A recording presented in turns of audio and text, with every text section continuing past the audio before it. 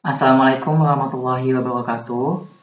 Baik, di sini nama saya Ramadan Putra Sanjaya, NIM 2210901034 dari Prodi Ilmu Komunikasi, akan mempresentasikan mata kuliah pengantar ibadah, akhlak dan muamalah, yaitu ibadah.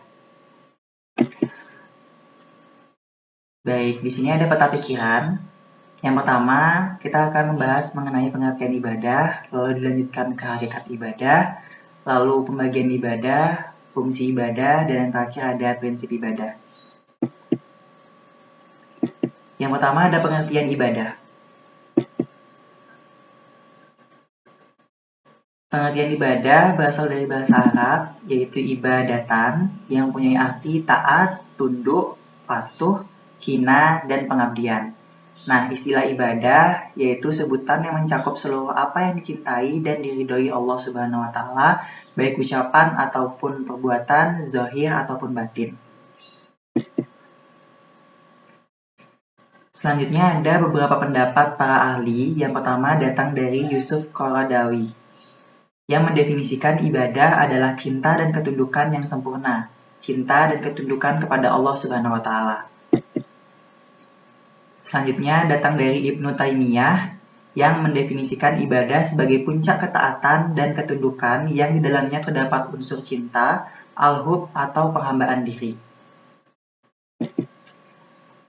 Selanjutnya datang dari Himpunan Putusan Majelis Tarjih 278, yang mendefinisikan ibadah adalah mendekatkan diri kepada Allah Subhanahu wa taala dengan melaksanakan segala perintahnya dan menjauhi segala larangannya serta mengamalkan apa saja yang diperkenankan olehnya.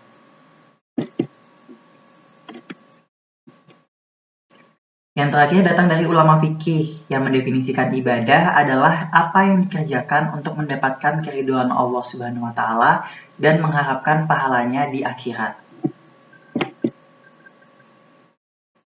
Yang kedua ada hakikat ibadah. Menurut Sayyid Qutb, ibadah yang menjadi tujuan keberadaan manusia merupakan tugas utama manusia yang mana lebih luas dan komprehensif daripada sekedar pelaksanaan simbol-simbol. Maksudnya, ibadah di sini merupakan bentuk menyembah Tuhan, bukan semata hanya melaksanakan ritual belaka, tetapi harus ada keikhlasan dari dalam hati hambanya tersebut. Hal tersebut tercermin dalam yang pertama, mengokohkan konsep penghambaan kepada Allah di dalam diri.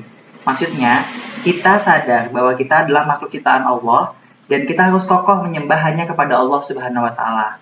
Yang kedua, menghadapkan diri kepada Allah dengan seluruh gerak hati, gerak anggota badan, dan gerak kehidupan. Yang ketiga ada pembagian ibadah.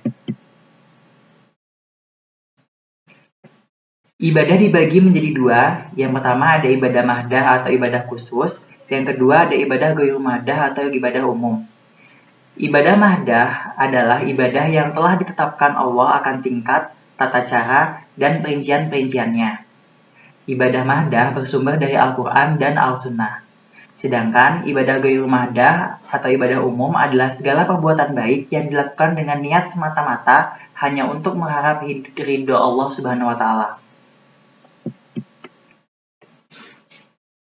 Jenis-jenis ibadah mahdah itu ada 6. Yang pertama ada wudhu, yang kedua ada tayamum, yang ketiga ada mandi besar, yang keempat ada sholat, yang kelima ada zakat dan puasa, dan yang terakhir ada haji dan umroh.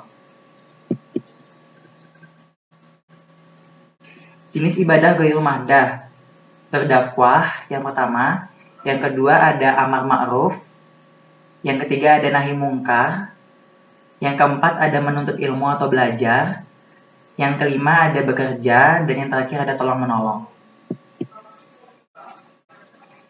Yang keempat ada fungsi ibadah. Fungsi ibadah itu sendiri ada 4. Yang pertama, fungsi ibadah untuk menumbuhkan kesadaran pada diri manusia bahwa ia sebagai manusia diciptakan oleh Allah khusus untuk beribadah kepada dirinya. Yang kedua, mewujudkan hubungan antara hamba dengan Tuhannya, muqarabah dan qudlu. Muqarabah itu adalah sikap selalu merasa dalam pengawasan Allah Subhanahu wa taala. Sedangkan qudlu itu sikap tunduk kepada Allah Subhanahu wa taala. Yang ketiga ada mendidik mental dan menjadikan manusia ingat akan kewajibannya. Nah, fungsi ibadah yang terakhir adalah melatih diri untuk berdisiplin, contohnya sholat 5 waktu. Yang terakhir ada prinsip ibadah. Prinsip ibadah dibagi menjadi 6 di sini. Yang pertama, prinsip ibadah hanya menyembah kepada Allah Subhanahu wa taala. Maksudnya, kita sebagai makhluk ciptaan Allah Subhanahu wa taala sudah semestinya harus menyembah hanya kepada Allah Subhanahu wa taala. Yang kedua, tanpa perantara. Tanpa perantara di sini kita harus meyakini jika Allah itu dekat dengan kita. Yang ketiga, harus ikhlas. Harus ikhlas di sini adalah jiwa ibadah itu kuncinya adalah ikhlas. Sudah semestinya jika kita melakukan ibadah kita harus ikhlas sepenuh hati. Yang keempat, itu harus sesuai dengan tuntunan. Nah, prinsip ibadah ini yaitu harus sesuai dengan tuntunan Al-Quran dan Al-Sunnah. Yang kelima, ada seimbang antara unsur jasmani dengan rohani. Maksudnya, kita sebagai manusia harus mengimani bahwa Allah Subhanahu wa taala adalah zat yang gaib, sehingga dalam beribadah kepada Allah Subhanahu wa taala harus dalam keadaan sinkron antara jasmaniyah dan rohaniyah. Yang keenam ada mudah dan meringankan. Maksudnya adalah sesuai dengan kemampuan hambanya itu sendiri.